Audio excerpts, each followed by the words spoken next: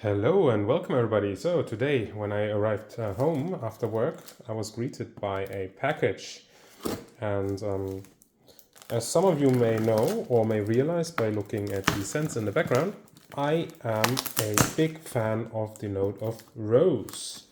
So recently there was an opportunity that presented itself for me to purchase one other Frederic Malle Rose scent. So the two that I have over here are Lipstick Rose and Portrait of a Lady, which is going to be the most famous one. And there's a couple that are missing, right?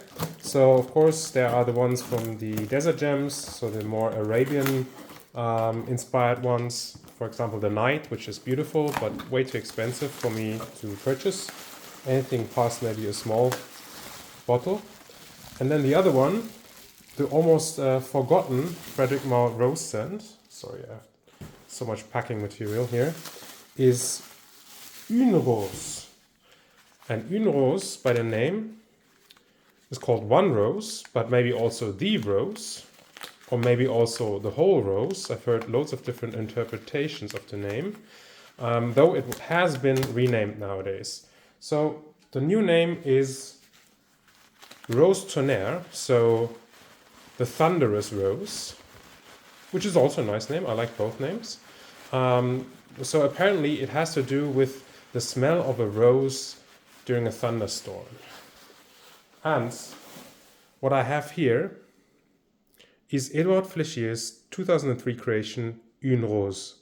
This specifically is my first matte cap Frederic Malle. And these are special because they tend to mean that they come from before Frederic Malle was acquired by Estée Lauder. So this was still an independent Frederic Malle. And the caps used to look like this, right? The labels were like this. The Edition de Parfum was a little bit different.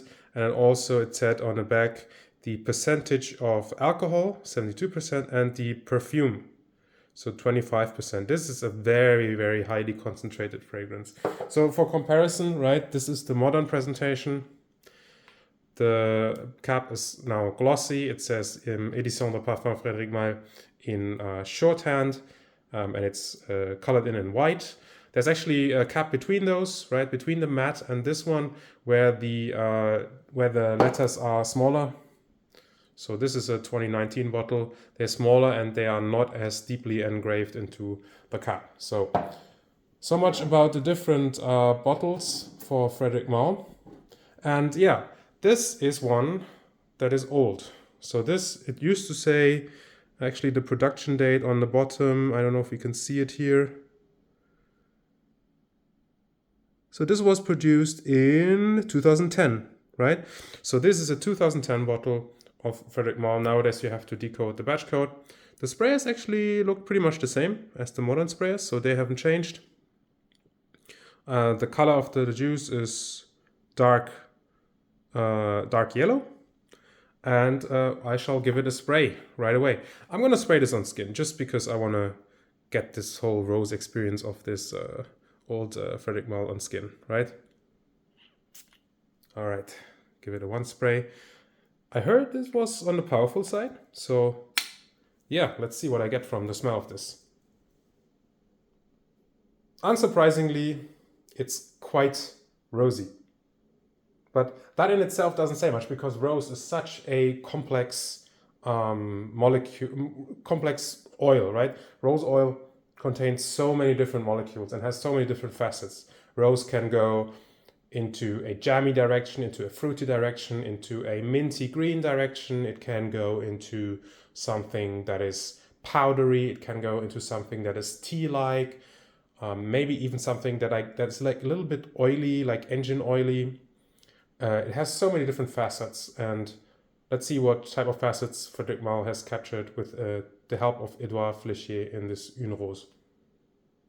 It is fresh in the opening, so what I'm getting immediately is freshness, mintiness, so some geranium in here maybe as well. It's very lush. It's very light red.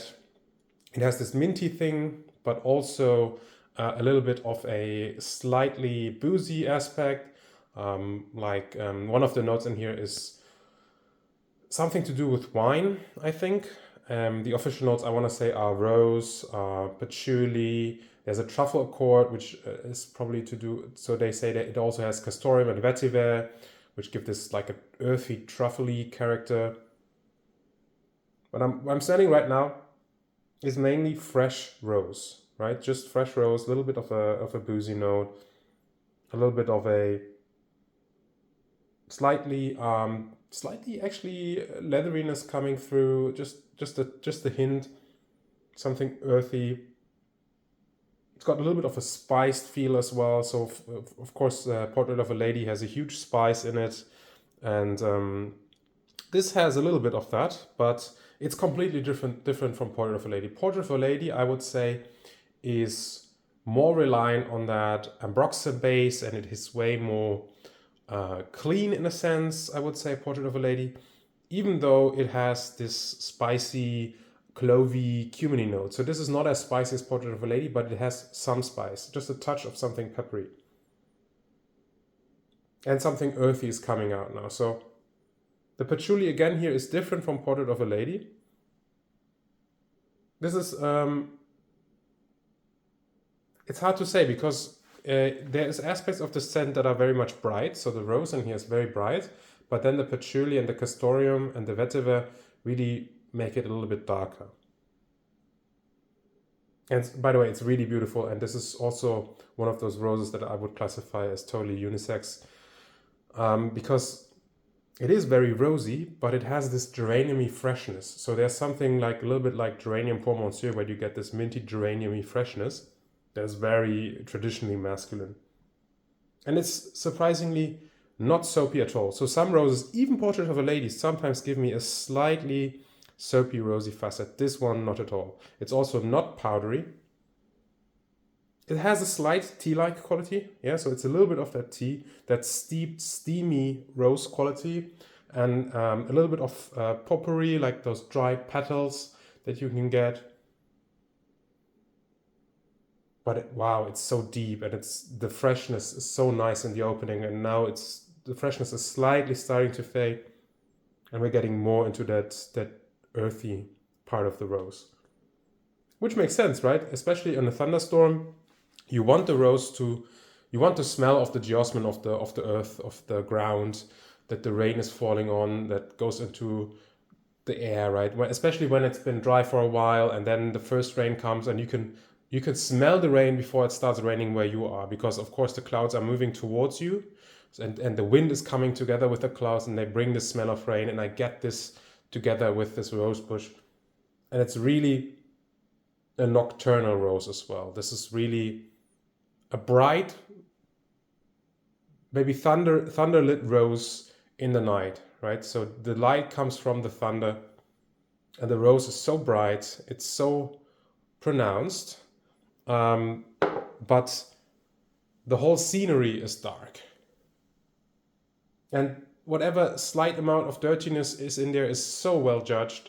This is not, so if you read the note of castoreum or truffle and you're worried, you think of Tom Ford, you think of black orchid or anything like that. It's so much more finely placed in here. And I think there was an amberwood in here as well. I think Caramel, I want to say is the name.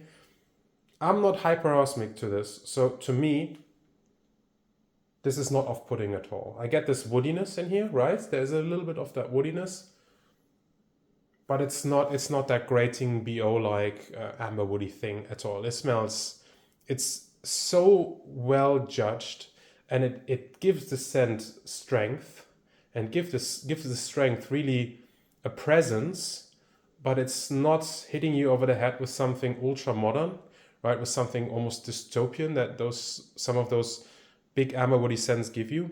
And it's also not going into that ultra old school rose type of thing, right? Because rose has always got this, there's always this little bit of danger where you are reminded by some person in your life from that is older than you, and that used lots of rose scented products, hygiene products, rose oil or whatever. And this does neither. So this doing its own lane, it's in its own path, and it does this Frederic Malle thing, which I love so much, right? Frederic Malle is the best brand, I think, at executing something that is classic in idea, but modern. And of course, so many brands attempt to do this, but I think Frederic Malle is the most successful because you get both. You get this nostalgic feeling. You get this feeling of, I don't know, better days. Maybe you haven't even lived those better days. But on the other hand, you get something wearable, something that you want to spray on, and something that you think, is part of the modern times and that will grow with you. And it almost feels like they will never go out of style, right? It almost feels like these are just, yeah, ageless and timeless scents that are so beautifully made. And the rose note in here, wow. Yeah, as it dries down, you're getting less of the freshness and more of that earthiness. As I said, it's quite smooth. It's really, there's no particular steps that I'm feeling, right? Sometimes you notice like, oh, this part of the top note is gone. You don't have that here. It just slowly fades into the background and more of the base notes start coming up. And I think, again, I would love to wear this in warm weather. I would love to feel how this smells like. Maybe I have to go for a run later and see how this smells when I get the warmth from the skin coming up. Yeah, it's so perfectly balanced between this rosy geranium-y cleanness and this earthiness and castoreum leatheriness. And I prefer it to Rose and Queer as of now. I wanna try Rose and Queer again. Well, I only smelled whatever current version they have in the store, but this is just so much more deep and so much more natural smelling. And I can't speak to, I want to maybe get a sample of the modern one and I want to compare them for you if you are curious about it. I don't know how much of a difference there is between a matte cap and the current formulation. I am so happy that I got this and that I didn't pay an arm and a leg for it. So I can't really recommend that you seek out this old version, but I think it's nice to have this as something that is going to be part of the collection, something that is like part of history, just to know, well, this is where Frederic Malle came from.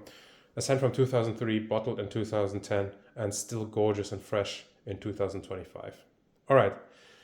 Let me know what you think. Let me know if you are into those matte caps, if you think that it makes a huge difference. Let me know if you've smelled Une Rose and if you've compared it to Rose Tonnerre. I think I want to give a shout out to Cheap Imitation, a beautiful YouTube channel especially about fragrance, but especially about Frederic Malle. Please, if you don't already know his videos, go check him out. He has got some videos on this scent in particular as well.